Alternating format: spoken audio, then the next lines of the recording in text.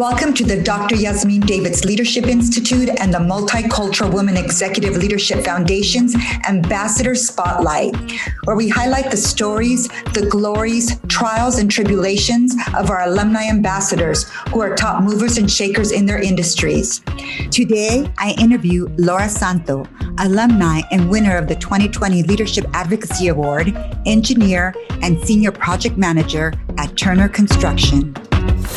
Welcome, Laura. Welcome to this interview. I'm so excited you're here with us today. So the millions of people that are going to watch this video, watch you. But thank you so much for being here. And how are you doing? I'm good. Now? I'm good. Thank you so much for this opportunity. I'm hanging in there. It's been an adventure since we last spoke, since we finished the program, but it's been great. The biggest change is now that I'm working remotely from home since November of last year. So that's been my new adjustment to working from home. Yes, we're in COVID times right now. Yes. And as a matter of fact, you were a graduate of the COVID cohort, the first virtual, cohort with the social unrest and everything that happened. I mean, that was a pretty intense year in 2020, right? We'll get back a little bit to that experience, Sure. But let's start out with first, tell me who Laura Santo is. Okay. I mean, who are you from your core, personally and professionally? My name is Laura Morinaka Santo, and I am a born and raised Southern California girl. I was born here in Pasadena and grew up in Hacienda Heights in Monterey Park. So definitely East San Gabriel Valley was my neighborhood growing up. I am married and I have two beautiful children. Natalie is 9 and Tyler is 6. And just excited to be here with you today and to share my story.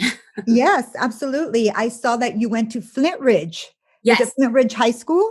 I went to Flint Ridge Preparatory School in La Cañada.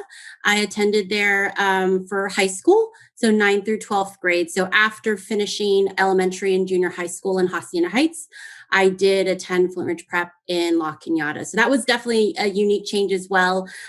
We ended up moving in order for me to attend prep, so that was a little closer. But that was a great educational opportunity for me to be accepted at that school. I was the first student from my elementary, junior high school to get accepted and attend prep. It's definitely a prestigious high school and was very lucky to get into. Yes, actually, I went to Ramona Convent. Oh, I know Ramona Convent. Yeah, so when I read that you went to Flint Ridge, I'm like, oh my gosh, Flint Ridge, Ramona, yes, those girls, all Catholic girls' schools, but it was a great experience. I went to the co-ed Flint Ridge Prep, yes. So okay. There's Flint Ridge Sacred Heart, which is the all girls school. And then just down the hill is Flint Ridge Preparatory School, which is the co-ed non-denominational high school. It was not the all girls school. I attended the co-ed, school. You were lucky. Yeah, I was in the all girls school, which, the boys' school ended up, we would go visit or they would come visit after school. But so it was all girls, like 600 girls or something like that. Yes. So let's jump into elementary school, high school. How was your experience growing up? I know you did share before that you had gone through some bullying experience. Tell us a little bit about that. Yeah. So growing up, I was quiet and on the shy side, definitely more introverted, which put me, I had a great group of close friends growing up. I was very lucky to attend St. Mark's. I actually attended St. Mark's Lutheran School in Hacienda Heights. And I attended from preschool all the way through 8th grade. But I was very lucky from very early on to have a good group of close friends. We did have a significant change in our class when I was in 3rd grade, where we had a huge influx of new students come from another school. And when that happened, it sort of changed the dynamic of our class. And it definitely made me aware of cliques that I wasn't aware of before. Maybe it was my age, but it definitely, I think, had to do with the new group of students coming in. So I definitely felt for the first time like being the shy, quiet girl. I was not part of the cool, popular crowd, as you would call it. So definitely more of the nerd, which was fine at the time. I mean, it was okay, but it definitely made me aware of, social potential exclusions. For example, the one time I was good friends with a girl in second grade. And then in third grade, when all the new students came, I remember distinctively not being invited to a party because, they only invited the cool kids. So that definitely hurt a bit. But I was still very lucky to have my good close friends. But it did impact me as, I think, as a person, just being aware of the different dynamics. Maybe I was too naive earlier on, but we were young, you wouldn't think of stuff like that. But looking back now, I think that was one of the earlier things that I don't know if that would be called bullying. It was, we were so young, but it was definitely an eye opener for me to have to deal with social cliques. So it made you feel excluded because we will talk a little bit about moving forward Yeah. your heart and passion for advocacy so that people Mhm. don't feel left out. Exactly. Right. So I think that may have had some kind of subconscious effect where, that you were never going to allow, if you could, with your power, never allow anyone to feel that way if you had any power over to change that, right? So it became Exactly. something passionate for you. So Mhm. fast forward, you went into the Girl Scouts, and I have to read this because you won the Gold Award, and I have to read what the Gold Award is. The Gold Award Girl Scouts are the dreamers and the doers who make the world a better place to the next level. The Girl Scout Gold Award is a mark of the truly remarkable, proof that not only she can make a difference, but that she already has. You got this award. What did you do, and how old were you? So I started Girl Scouts at a very young age. I was in kindergarten. It definitely became a part of my life. I was very lucky to have the support of my family. I came from a family of scouts.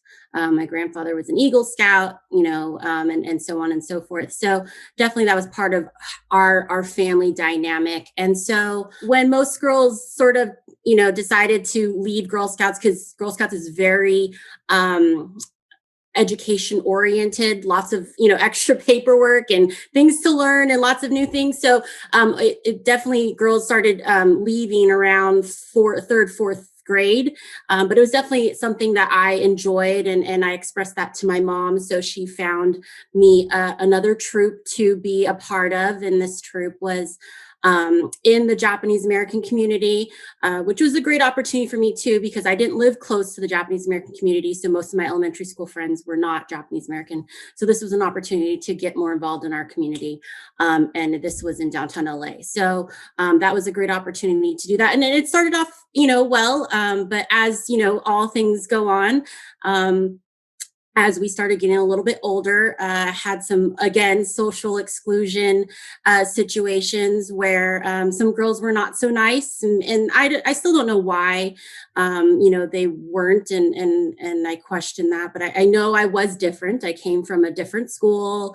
I didn't play sports like they did. So it definitely was a little difficult though, when I was excluded. And it was more of like when we were alone, I was excluded, but when we were like with adults, they were okay. So that was hard too, to see that double-sidedness and clickiness of girls growing up, because I felt like I was, the same with everyone. And maybe, so I still don't know what I did to have that experience, but it was definitely a learning opportunity for me. And then what did you do to get the gold So award? for the gold award, so what I did is growing up with Girl Scouts, you continue with different programs, and actually achieved the silver award prior to the gold award. And these are all community projects to help the community. And the gold award, I was involved with a foundation called City Scholars Foundation. And the City Scholars Foundation was based in downtown Los Angeles. It still is today.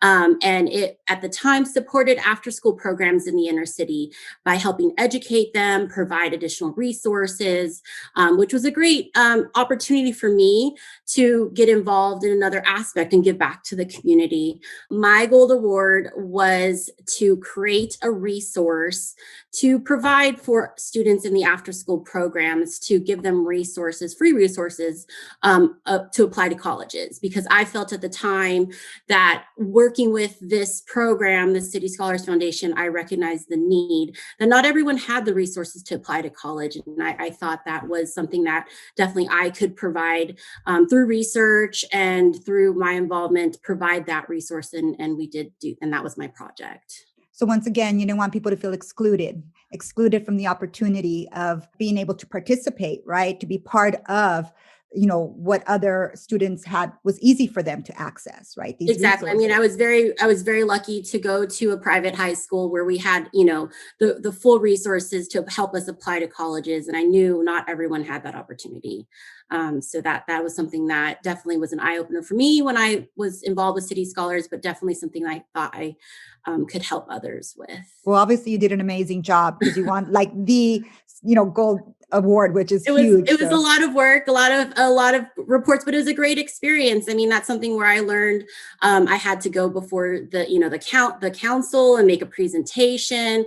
So it was definitely all of those steps helped, guide me and provide me with leadership opportunities that helped me later down the road. And that's what Girl Scouts is about, providing those leadership opportunities. Wonderful. Fast forward, you are now working at Turner Construction, the amazing, incredible organization that's a big supporter of the Multicultural Women Executive Leadership Program, and that funded you to go through our program. You're now working there. You're working on some amazing projects. Tell me a little bit about your work there. Yes. So I started with Turner as an engineer, and I just recently had my 14th anniversary with the company.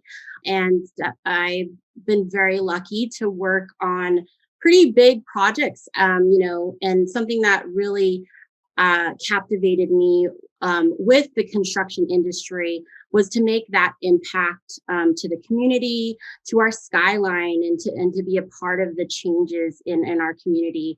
And so it started off with being an engineer at the Citizens Business Bank Arena, now called the Toyota Arena in Ontario. And then fast forward a handful of years, I was involved with the Wilshire Grand Hotel, which brings me back to City Scholars Foundation, because actually their office was in the Wilshire Grand office. And I was there when they were demolishing that building, like physically seeing that. So that was definitely brought me back to like, oh my gosh, I used to walk those hallways, in high school. And now we are demolishing and building a brand new skyrise for the future of Los Angeles. So that was a great experience. And then fast forward a couple more years, and I just finished SoFi Stadium, and that was an amazing experience. I always knew I wanted to be a part of the NFL stadium if it ever made it to LA. And it did. And I was very lucky to be included on that project team.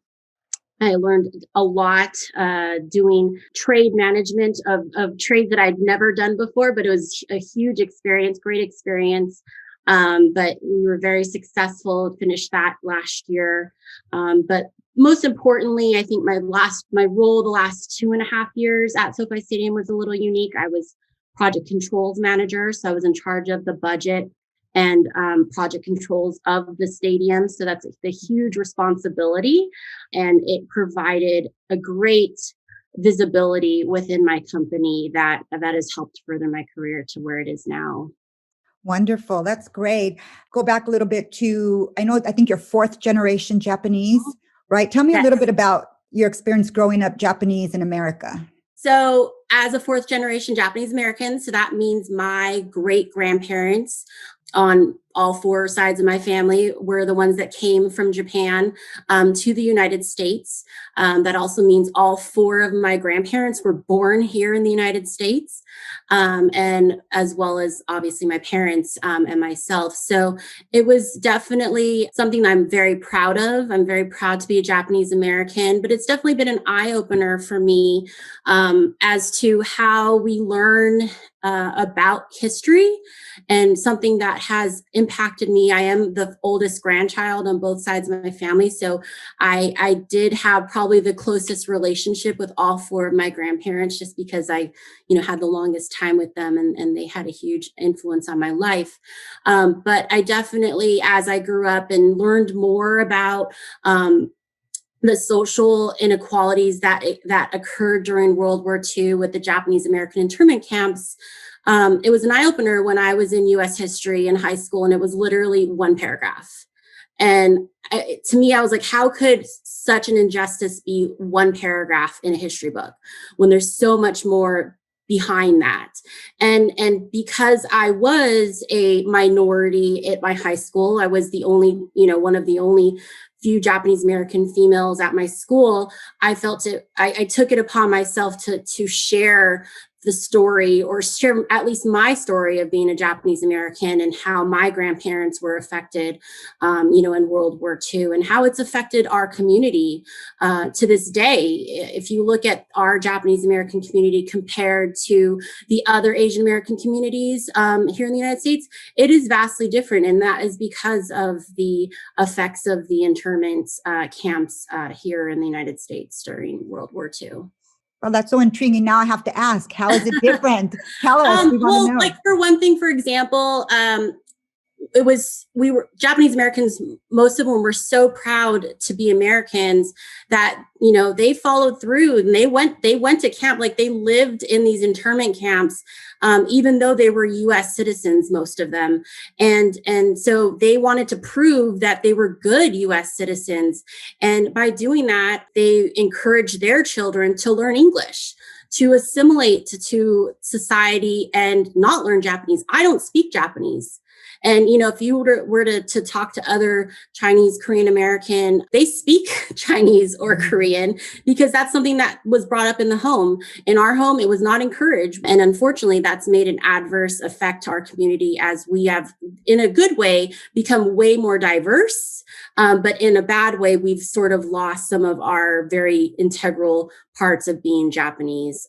We've all moved away from, our what we call Japanese little Tokyo town. And I was very lucky to go to Girl Scouts and be a part of that community, but it's definitely, you have to make that effort to do that. If your family has moved away from there, you definitely would just not know how the community was. You could grow up and totally not be a part of it, just because you've lost some of that aspect. So it's definitely something that I, as a mom now, is important for me, for my children, to learn the cultures and traditions of, our Japanese community. We celebrate Japanese Girls' Day, Japanese Boys' Day every year with my children. That's not something that everyone celebrates, but is something that I was raised doing. And it was very important for me to continue that tradition for my children. Well, that's wonderful. That's great.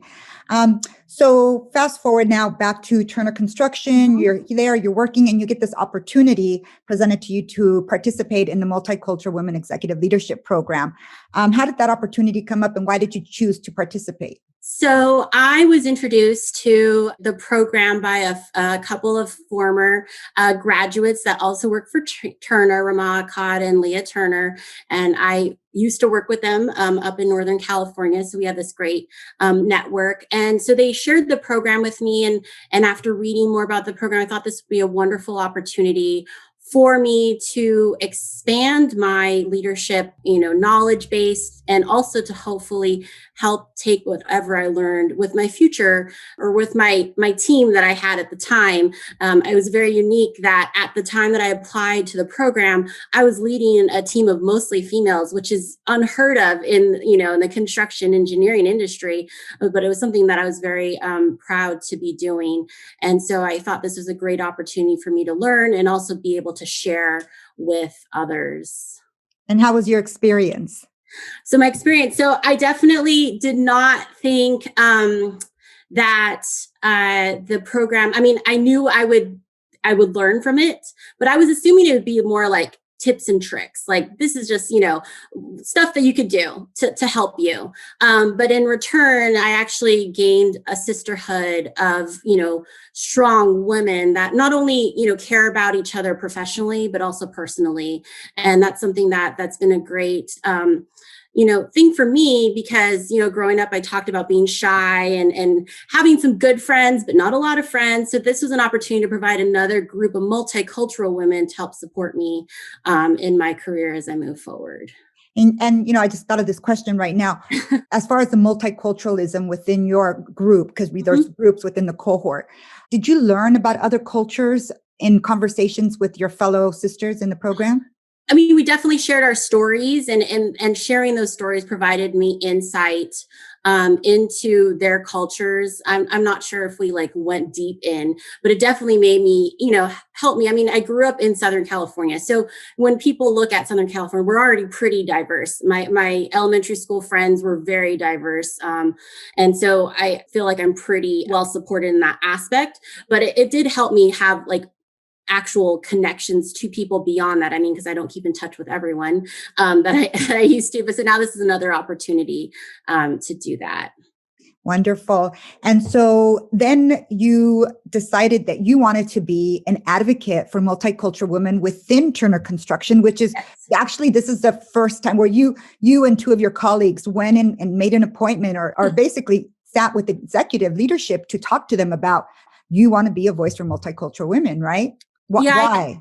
I think it had to do with just everything that was going on. Like you said earlier, we were part of the 2020 COVID cohort, but we can also call that the 2020 social, impact cohort to our entire country. The program had to definitely flex when we had so many different changes in our society. And that was, great for us because it provided additional support for what was going on. And I'm very proud that Turner has made a stance on, being anti-racist and supporting a culture of inclusivity.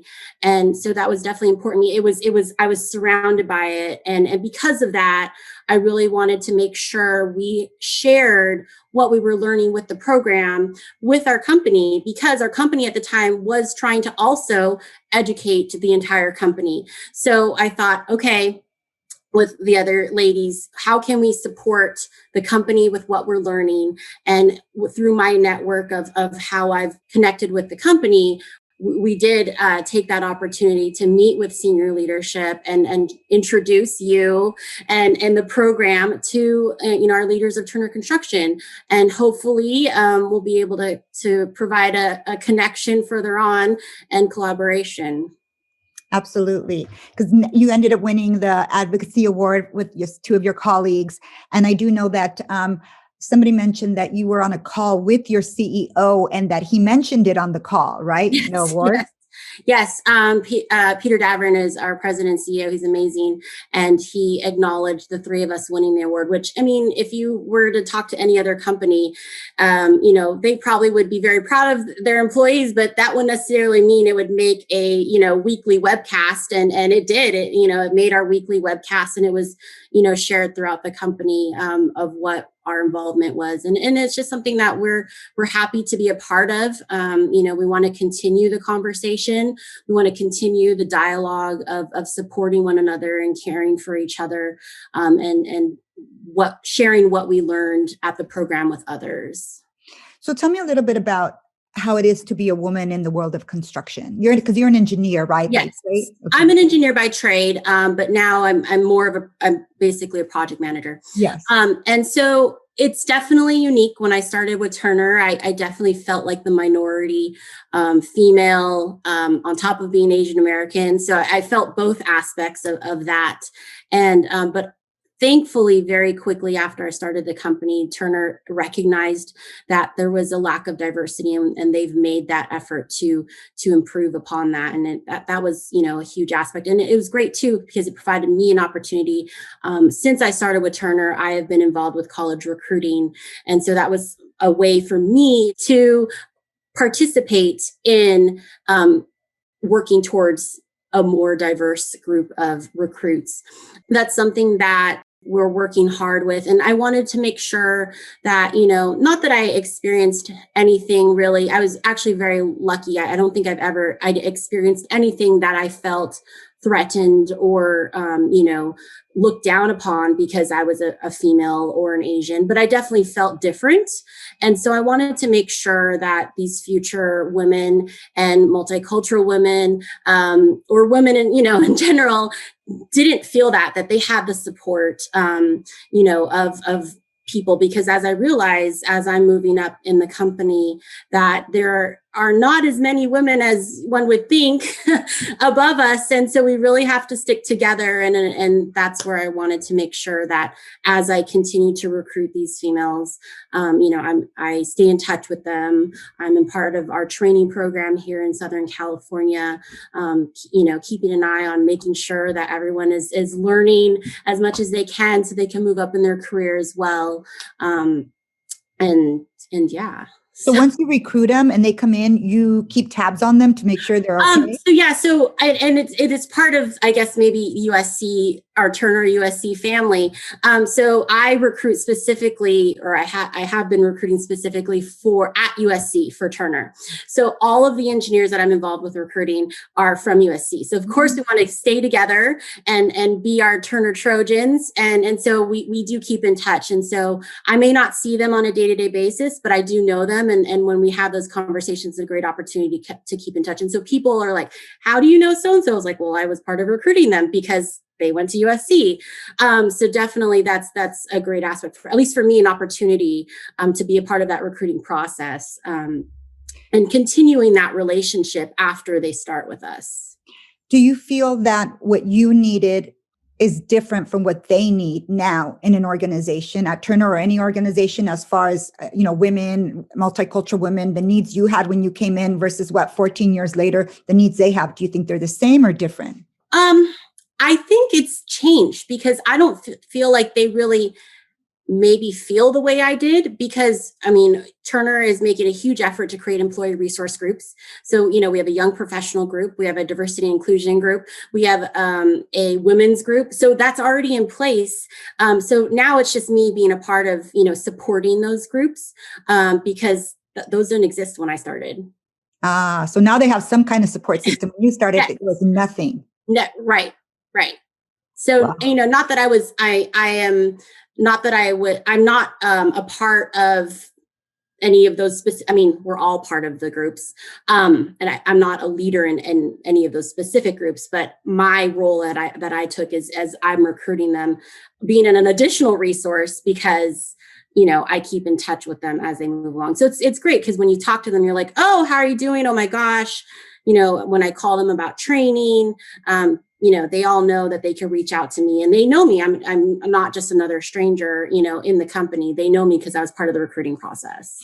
So what do you think that Turner does positively different than other organizations you've heard of through colleagues and stuff? What do they do different just when it comes to women diversity, or just, it seems like the culture is very supportive? Yeah, it really has to do with our leadership. Our leadership really has identified that we need to care for each other in order to be successful in our business. And they're making a huge effort to do that and make those connections. And I think that's really what it is. We are a large company. However, how many employees? So I actually don't even know how many, but I know there's thousands of us. Yeah. But even though there's thousands of us, it still feels small. Like we still know each other in our area, and then in our what we call our business unit, and it's because I like to think they include us in a lot of different things. Like, for example, I'm part of recruiting, so I may not be on these jobs with these new team members, but I do know them, and we all connect with each other still, and they encourage that, and they encourage us to make those connections and to continue them. And then also now we have that national opportunity as well. I'm now in a role where I'm reporting to our headquarters nationally, and connecting with people across the country. And I don't even know how to explain it, but we all just want to help each other. And I that's what's encouraged from top down. And so it just continues, and we want to make sure everyone is successful. And so if something comes up, and because you know someone who knows someone, you're like, and people are thinking about other people, they say, oh, so and so knows more about this, let me send you to this person, and then before you know it, you have this huge network of people that are getting to know each other and supporting each other. I also do think, Turner is a huge supporter of training. That is something that is really key for personal and professional development, and those opportunities. And yes, it's changed now that we're dealing with COVID, and normally we would be probably going to in-person training and getting even more personal connections with people. We're still doing it virtually. And we've gotten very good at connecting virtually now. So we're still having those opportunities to connect with people. I actually just was on a call last week with my training group from last fall, and there's someone from Northern California, someone from Washington, someone from Toronto, but we all have the same thing in mind. We all want to support each other. We all want to connect with each other and continue. That's wonderful. It sounds like a very unique culture. And I know I'm a big fan of the organization because they've been very supportive of the women who have gone through our program and of us. And just the culture is very unique. So what's next for Laura? Oh my goodness. What's next? What's next? So I just started my new role with the company. It's the first time in its existence. I'm a PM of stabilization is what they're calling it. And they're looking to me to evaluate our company's processes, which actually goes back to my educational background as an industrial engineer. I'm not a traditional civil engineer like most of my colleagues. So it's definitely given me the opportunity to combine the last 14 years of my career with my college education and hopefully help support Turner to become more stable, as they want to call it, as we want to call it, and improve from there. And so I'm definitely looking forward to this opportunity. It's been great to continue to network across the country. I've had, I don't even know how many calls with people from all over the country, but that really just invigorates me because it's providing me an opportunity to connect with more people and help improve and help support Turner to become even better. So that's what's happening now. That's what's happening next. And last question, is there a message you want to give to any women who are starting in the construction industry that are not seasoned yet, that are just coming in? Is there any kind of words of wisdom you want to share with them? I really feel you have to be passionate about, making an impact. And we need to put your all into it if this is the industry that you want to, because it is grueling at times. We will do whatever it takes to get a project done, and sometimes that means working extra long hours and working really, really hard with our teams. At Turner, we will do whatever it takes to get the job done successfully and safely. So definitely something that you really have to consider, but the return is amazing. I start on projects with a hole in the ground, and before you know it, there's a high rise or a NFL stadium or a basketball arena, and that will probably last till the day I die, and hopefully generations to come. And that's something that I was a part of, and I'm very proud of, and I know our company is as well. We make that impact on the community. And I know that's something that we work hard to do every day. But really, it comes back down to the connections. If you really want that opportunity to make those connections, you just never know in the construction industry who you'll work with on your next job. It's actually a very small community. I've worked with people on multiple jobs now throughout Southern California. So it's definitely a great community to stay connected and to work together. Oh, wonderful. Well, thank you so much for your time. And I look forward to seeing you at our next ambassador session. Thank you so much.